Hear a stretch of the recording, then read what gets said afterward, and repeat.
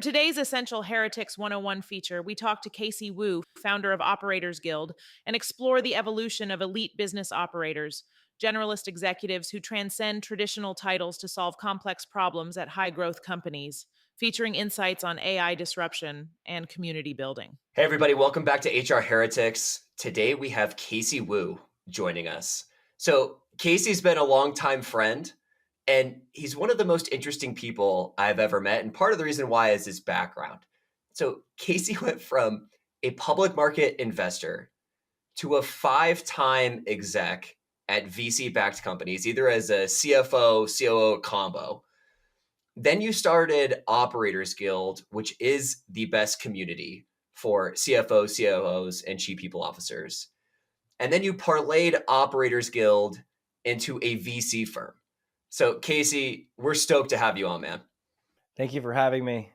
It's a pleasure to be here. I actually want to talk about WeWork.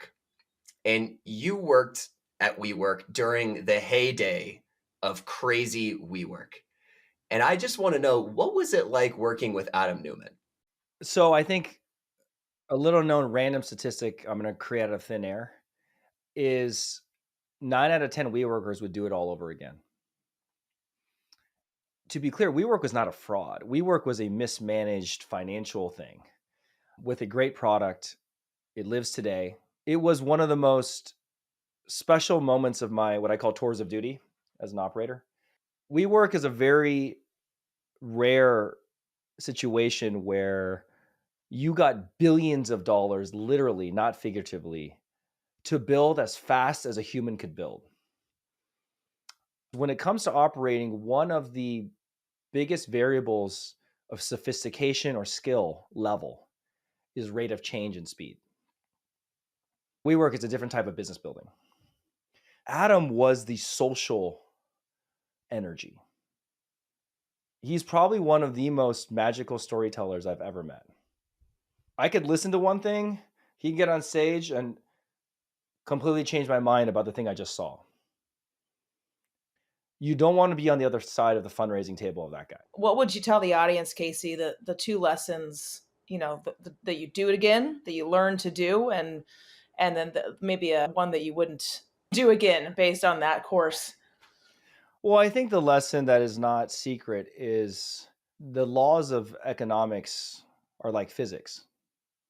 While we were getting a lot of money at big valuations, the laws of economics pertain to every single business in the world. There's no free valuation.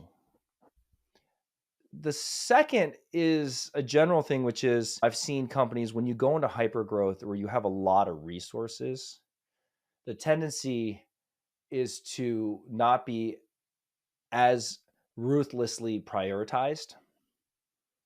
It's basically restricted resources forces innovation.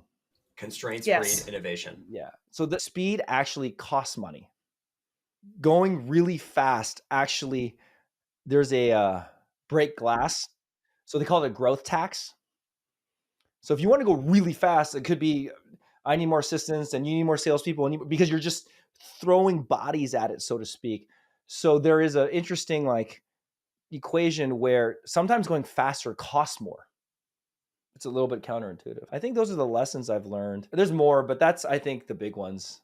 That actually brings me to my next question, which is around Operators Guild. So you have a community of 800, 850 elite operators. These are some of the best people in tech. What are they saying about the current climate? Number one is we went through a very clear phase of cutting back. So the mindset swings heavily, as we've seen in cycles, from go, go, go. I know that at WeWork, to less is more, do more with less, do more with less, to the point where it's become ingrained now. I think it's extended to the point where it becomes badge of honor, becomes a thing, becomes a mindset. A lot of founders, et cetera, operators realizing what they can do with less. Kind of what I talked about in terms of when you get real bootstrapped, you'll be surprised what you can do. Then the other thing is AI. AI also, I think, fuels the efficiency mind, right? It gives everyone this mindset of how awesome would it be to not hire ever and like triple productivity, right? Which is what the promise of AI. The number one area I've seen is customer support. Tell us what you're saying. So there's a company I will leave unnamed, but I think they had something like 700 people in customer support. Now they have 35. Wow. Oof. And the 35 left are mostly all what I call cross-functional operators.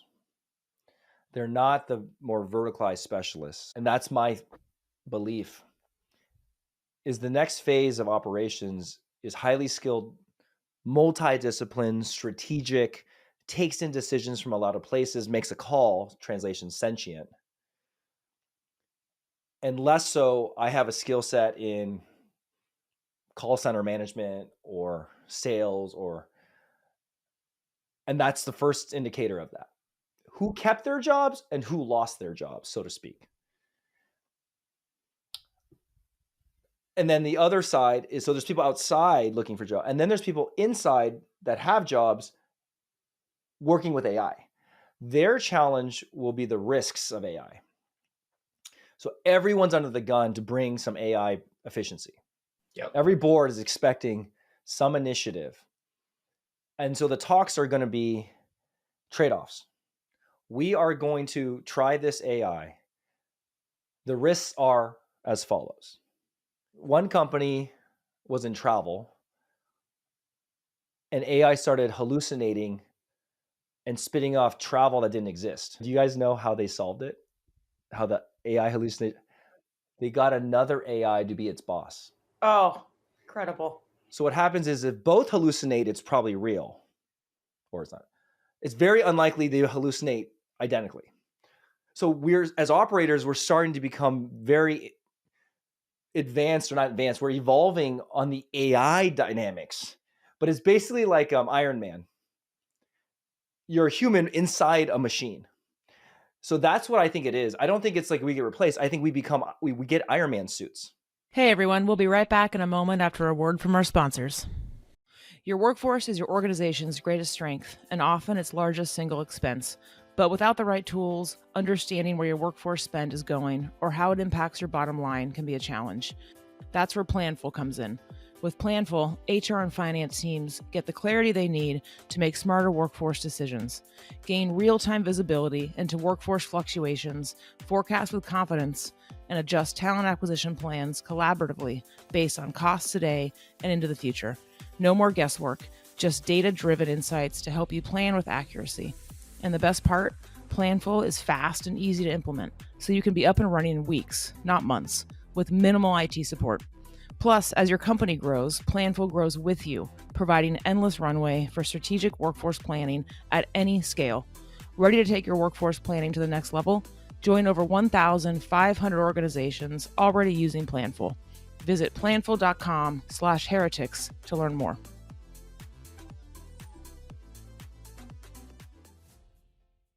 I must admit, I used to believe that AI didn't actually exist in recruiting or HR. That is until my friend Heather Doche, who leads talent at Signalfire, told me to check out Metaview. I got into the product and was like, wow, AI actually does exist in recruiting, and this product is sick. Metaview is the world's #1 AI scribe built specifically for recruiting. Their AI records and transcribes hiring conversations, like intakes, interviews, and debriefs, then provides perfectly summarized notes of everything that was discussed. I've seen firsthand how tough it can be to extract consistently high-quality data from candidate conversations. I've been in debriefs where interviewers told us about their feelings instead of what actually happened in the interview. And I've seen VPs and CEOs block hires because they didn't learn anything from skeleton scorecards. Metaview changes everything. With perfect notes from every conversation, your people can focus on creating a human connection with candidates, and they can save time on the busy work of cleaning up notes after every interview. But it's so much more than just a time saver, because perfect notes means perfect data. For every candidate and every pipeline, hiring teams can make confident, informed decisions, and talent leaders can finally take control of the interview process.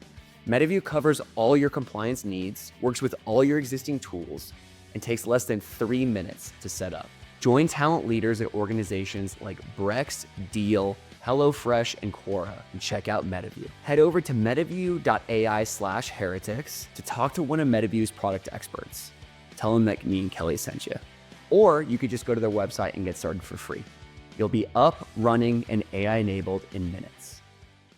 Do you think we're going too fast on the AI route? The companies you work with, your community, I mean, are we kind of overdoing it on the pace here? The answer is yes. And the answer is it will not stop. Someone taught me something really interesting. He's a technologist. He goes, mankind has a pattern. We innovate on something that's very powerful and we unleash it into the world. But many times we can't control it. And there's massive good and massive bad. Example, the car, the combustion engine. Massive good, climate change problems. Once it's out, man runs with it, good and bad. Once the cat is out of the bag, literally man just runs with it. That is the exact same thing that's going to happen, except on 10x greater magnitude and speed. Casey, you have a take on the rise of the operator. Can you explain to our audience what that is? Yes. So I served some time in the military, so you'll see some military analogies. Then I became an economics major at undergrad and was told there was 2 steps to nirvana. Step 1 is go to an island called Manhattan and get a banking job at Goldman Sachs or Morgan Stanley. And okay, so I went to Morgan Stanley. It was amazing. And the second and last step is get a hedge fund or private equity job. Hold on to it for 10, 15 years and retire. I learned that I'm an operator. There is a persona in the world that loves to build. I was one of them. So what happened is I left, joined a 10-person startup and loved it so much in Silicon Alley that I moved to Silicon Valley. I walked into a little company, probably the most successful startup of our generation, of not second. There were about 60 people at the time. Now they're worth about 50 billion. And they asked me 2 questions. They go, do you sell? I go, no. Do you code? No. Then get out. I was like, but I do this thing called finance and operations. They go, oh, finance. Okay. Do you have a CPA? No. Okay, then definitely get out because everyone in the finance department is a CPA. He goes, you don't qualify for finance here. I was like, I don't qualify for finance here. All I've done for the last 10 years is a word called finance. Finance in New York is the shit. Finance in Silicon Valley is shit. That was 12 years ago. And I'm getting to the rise of the operator, which is, I am literally one of those stories, except now I just found out that there's many of us. And so then 9 people, almost I think 10 years to this day, got together for a lunch meeting that I was invited to. And I said, oh my God, I feel you people. Like there's like finance, ops. I said, hey, do you guys want to start a little mom and dad's group for operators where we just help each other? I had 5 rules from the lessons I've learned elsewhere. And that 9 became almost 900 after 10 years. I think OG is one of the only communities in the world that has ever grown 100x organically. We don't have a single sales dollar ever. We have 4 title personas, director and above. Number 1 is finance, CFO, finance. Number 2, COO ops, head of ops, customer ops. Number 3, special ops, rev ops, chief of staff, biz ops, strategy, basically almost no teams, internal ninjas or consulting. And number 4, heads of business unit, general manager, early CEO, founder. We also have 235 unique titles across 800. Why in the world, I want to ask you guys, it took me 9.5 years to get this, so if it's 20 seconds, don't worry. Why would a chief of staff be with the founder, be with a big time CFO, the CEO, a head of customer ops, a general manager, a strategist, and they keep choosing to renew in this group and not a chief of staff group, a CFO group, a CEO group? I keep asking why. And then it hit me. The answer is we're business builders. We're generalists. So the biggest message I have is titles have completely screwed us. I can build businesses. My discipline is called finance. So to finish off this cheesy analogy here, in the United States Armed Forces, there's Army, Navy, and Air Force. Pretty clear what they do. They're specialists. So why in the world would the US government spend billions on a program called Navy SEALs? There are certain missions in life, certain situations that require generalists. They are, funny enough, called special operations warfare. What I've realized about OG is we are special operations business building. It is extremely high paced. I was at a company burning $100 million a month. That is a different business than most, right? So the stakes and everything are so different. That is the rise of this elite operator class. You drop us in, we can't help ourselves. We start to just blend into the whole thing and just fix problems. Yeah. Casey, you said you accidentally got a PhD in communities and loved the journey with the Operators Guild. What would you tell the audience about communities these days? Because it has kind of blown up in a good way. I think people may have forgotten that a community is based on relationships. Do not confuse friendships with memberships. If you actually double click into friendship and look into the equation, one of the biggest variables is called time. Best friends generally are childhood best friends. You've gone through everything together. They cannot become a best friend generally unless time has happened. People focus too much on the business of community and they force friendships. I think community is a compounding time game, YPO. 40 years, 50 years, one of the most successful communities in the world. Could not be done in 4 years. And the other one's relevance. It sounds so obvious. You need to be hyper relevant. OG was accidentally hyper relevant because there was no community for generalists, zero. But the answer is we exist. We are actually a community that we didn't know. So if you're going to create a community, it better be very hyper relevant and understandable. And it has a hardship element, I think. Don't get me wrong, not everything has to be hardship, but let me tell you, building companies at our scale and getting tossed out every 18 months is a very special hardship that we only understand. Bingo. Casey, do you ever miss operating? That's one of my last questions for you. I haven't had a chance to miss it because OG is building on steroids. See, what I didn't realize was this goes back to like titles and stuff. I'm building OG. Just like I'd be building another company under a W-2. There you go. Uh-huh. I'm still hunting like a hunting dog. It just looks under like a different tax structure or a different like whatever. I'm called founder or CEO. This is my point. Whether I was a CFO or a CEO or a founder or whatever, I was chief of staff, I was biz ops, I carried all of them. It's just problem solving. But I will say for operators, I do think there's a world where we move to founding. Like I think founding a business, it is the ultimate autonomy building, high stakes adrenaline rush, and it's your baby. So I think all operators after a while, when they go to, am I going to be a 7-time CFO? A 19-time COO? Mm-hmm. I see this all day long. Eventually, I say, why do you need to always name your title into it? It's a really interesting. So what I hear from you, yeah, I love your energy and like it's palpable. Yeah. The story I used to tell myself, and it sounds like you told yourself a similar story, was like, I'll grind for like 10 to 15, 20 years, and then I'll be able to retire. And I don't hear any sense of you like wanting to slow down. Have you gone through that change in your career arc of like, you told yourself the story of like, yeah, like retirement is like, 45, 50 and I'm good to go. I don't sense that that's where you are today. No, because like you, I'm just going to throw you into the equation. It really is oh my God, my flesh says, do what you love. It really is the whole, like, if you do what you love, you don't work a day in your life thing. Yeah. Yeah. I think the difference, and this is part of the air quote book, is I want to tell all my operator friends, all my generalist buddies out there, to have confidence. It's scary. Leaving the home of a big company or corporation and just doing your own thing is scary. But what you need to remember is what we've been trained at whether we like it or not, is business building. Like, we are some of the best at it because of what we had to go through.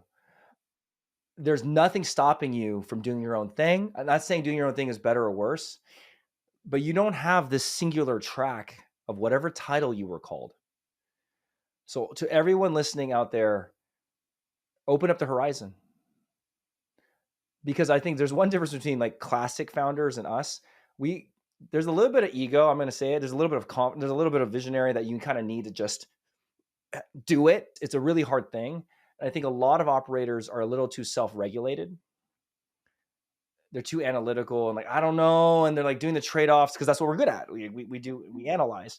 It stops us. And there's a lot to lose though. There's a lot to lose. Like their tech salaries are very real. There's a lot. 100%. Yeah.